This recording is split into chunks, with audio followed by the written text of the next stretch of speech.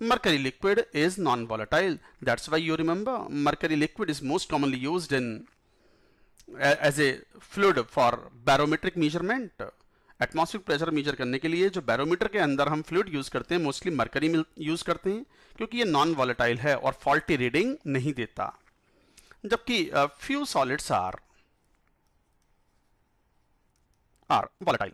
कुछ सॉलिड्स भी वॉलेटाइल होते हैं, mostly they are not volatile. जैसे example I2 solid is volatile. तो most of the liquids are volatile, most of the solids are non-volatile and few solids are volatile.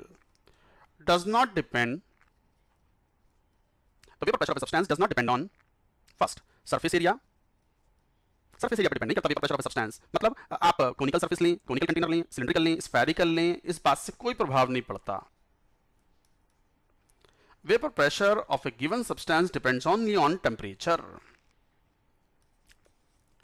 Vapour pressure depends of a substance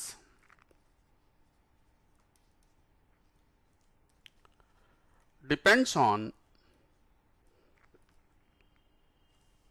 temperature। और कैसे? Temperature बढ़ाने पर vapour pressure बढ़ता है for all substance is. तो vapour देखो graph में क्यों, डायग्राम में ऑब्वियसली अगर टेम्परेचर बढ़ाओगे, पानी को हीट करोगे तो काइनेटिक एनर्जी बढ़ेगी, और काइनेटिक एनर्जी बढ़ेगी तो escaping tendency also will increase. तो देन वाटर, क्यों? Due to weaker H bonding in ethanol. Then water में हाइड्रोजन बॉन्डिंग ज्यादा स्ट्रांग होती है, हाइड्रोजन बॉन्डिंग ज्यादा स्ट्रांग होगी तो वेपर प्रेशर कम होगा। तो ethanol has greater vapour pressure. Substance क्या कहलाएगा? Non volatile substance.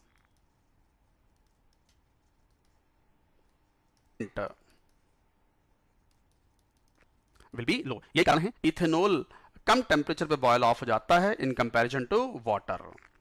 तो vapour pressure of H2O into 100 provided both these pressures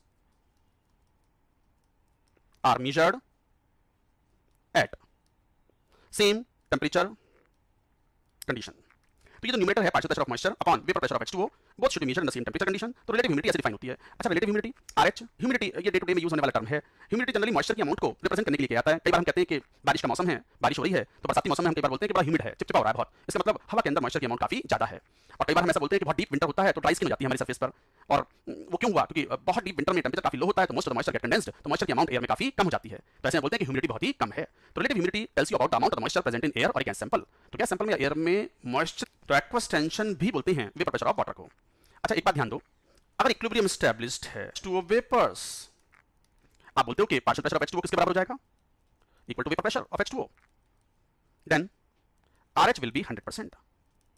In such case, air or gas is said to be saturated with respect to moisture। तो ध्यान दो, RH की value 100%, ये maximum value possible है RH की 100%। और जब ये RH की वैल्यू 100% है, इसका मतलब partial pressure of moisture has become equal to its vapour pressure at given temperature. तो ऐसे में एयर या जो गैस है जिसके अंदर मॉइस्चर है उसे बोलते हैं हम सैचुरेटेड। सैचुरेटेड एयर का मतलब उसके अंदर जो मॉइस्चर है that is saturated and partial pressure of the moisture is equal to its vapour pressure. तो इस तरीके से डिफाइन करते। तो एटमॉस्फेरिक एयर, तो डेलिक्वेसेंट सब्सटेंस वो सब्सटेंस होते हैं जो हवा में खुला छोड़ने पर मॉइस्चर गेन कर लेते हैं और गीले हो जाते हैं, वेट हो जाते हैं। तो ऐसे को बोलते हैं deliquescent substance. They are also known as और हाइग्रोस्कोपिक सब्सटेंस। हाइग्रोस्कोपिक सब्सटेंस और डेलिक्वेसेंट सब्सटेंस का मीनिंग सेम ही होता है। इसका बहुत कॉमन एग्जांपल है जैसे sodium hydroxide. Solid sodium hydroxide needles के फॉर्म में कॉमनली अवेलेबल होता है and this is deliquescent, it absorbs moisture. और भी हो सकते हैं जैसे डेलिक्वेसेंट में most commonly magnesium chloride. This magnesium chloride is present in table salt, खाने वाला जो नमक होता है उसके अंदर थोड़ी सी इंप्योरिटीज MgCl2 की भी होती हैं, जिसकी वजह से नमक क्या होता है, नमक बरसाती मौसम में मॉइस्चर गेन कर लेता है और गीला हो जाता है। ये आपने ऑब्जर्व भी किया होगा। Not only that, for example Na2SO4 etc. So these are deliquescent substance which lose moisture when exposed to atmospheric air। तो ऐसे सब्सटेंस जो मॉइस्चर को लूज करते हैं when exposed to the atmospheric air and become powdery on the surface. जैसे most common example potash alum, बहुत ही common example है। फॉर्मूला इज आल्सो इंपॉर्टेंट, क्या था? K2SO4 Al2SO4 thrice 24H2O। और जैसे ग्लोबल सॉल्ट, क्या फॉर्मूला है ग्लाउबर सॉल्ट का? Anyone? Glauber salt Na2SO4 dot 10H2O। Obviously अगर मॉइस्चर लूज करना है तो मॉइस्चर होनी भी चाहिए, तो ऐसे कंपाउंड्स में जो मॉइस्चर लूज करते हैं when exposed to the atmospheric air should have the water of crystallization, so this is called water of crystallization, so they are called efflorescent this 7 into will be equal to what? Partial pressure of H2O at equilibrium की power 10। इस वाले equilibrium system के लिए equilibrium पर partial pressure कितना होगा? तो partial pressure of H2O at equilibrium, reaction equilibrium would be what? This is solve करोगे तो आई थिंक ये जाता है 2 into 10 to the power minus 3 torr, no atmosphere. इसको थोड़ा सॉल्व करें तो partial pressure of H2O is equal to this much 2 10 to the power minus 3, तो 0.002 into 760 से मल्टीप्लाई कर दो तो कितना हो गया? 6 दूनी 12, 7 दूनी 14, 15, 1.52 टॉर। ये वैल्यू आ गई। इसका मतलब ये हुआ कि RH की वैल्यू इक्विलिब्रियम पर कितनी है? 6 दूनी 12, 7 दूनी 14, 15, 1.52 टॉर। ये वैल्यू आ गई। इसका मतलब ये हुआ कि RH की वैल्यू इक्विलिब्रियम पर कितनी है? Equilibrium, at equilibrium. तो partial pressure of H2O at equilibrium, what? 1.52. What is the vapor pressure at the same temperature, 0 degrees Celsius? That is 4.56 into 100. Once you solve it, you find the value that it is 1 by 3 into 100, 33.3%. इसका मतलब whenever RH is 33.3%, the reaction is in equilibrium. कौन सी reaction? मैं दोबारा लिखता हूँ।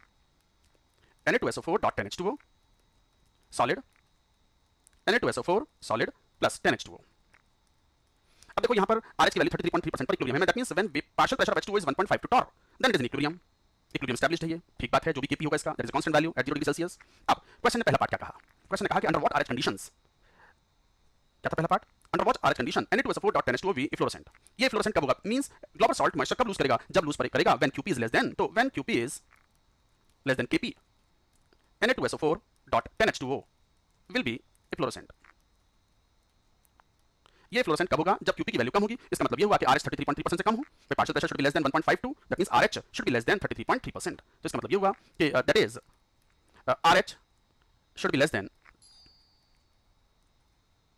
33.3%। Similarly second part का answer you will get it, Na2SO4 will be deliquescent. Na2SO4 will be deliquescent कब? Deliquescent का मतलब जरा वापस जाओ रिएक्शन पे। Na2SO4 डेलिक्वेसेंट कब होगा? मतलब मॉइस्चर ऑब्जर्व करेगा जब रिएक्शन बैकवर्ड जाएगी, और बैकवर्ड जब जाएगी जब RH की वैल्यू 33.3% हो, when RH is greater than 33.3%. That's it. यही आंसर है. So these are the conditions for a substance to be fluorescent or deliquescent. This was an important given reaction. मान लो ये क्वेश्चन है, बहुत ही आसान क्वेश्चन, कई बार देखते सॉल्व हो जाता है, साफ पता चलता है। एक बार रिएक्शन लिख लो, NH2 COO NH4 solid 2NH3 gas plus CO2 gas. अब एक बात ध्यान दो, ये कुछ टूटा हुआ तो सॉलिड है, सॉलिड रिएक्टिव मास हम 1 लेते हैं। अब टोटल प्रेशर 6 बना है। अब अमोनिया और CO2 का 2:1 के रेशियो बनेंगे, और जो रेशियो मोल्स का होता है वही रेशियो पार्शियल प्रेशर का होगा। तो अगर ये प्रेशर P बना है तो ये प्रेशर कितना बना होगा? 2P। तो फिर टोटल प्रेशर कितना होगा? 2P + P at equilibrium would be equal to, question कितना दिया हुआ है? 6। तो P की वैल्यू कितनी हो गई है? 2 atmosphere. So what is Kp? Ammonia के पार्शियल प्रेशर का स्क्वायर, दैट मींस 2P का होल स्क्वायर, इनटू CO2 का partial pressure, that is P 4P cube. Answer is what? 4 into P 2 का पावर 3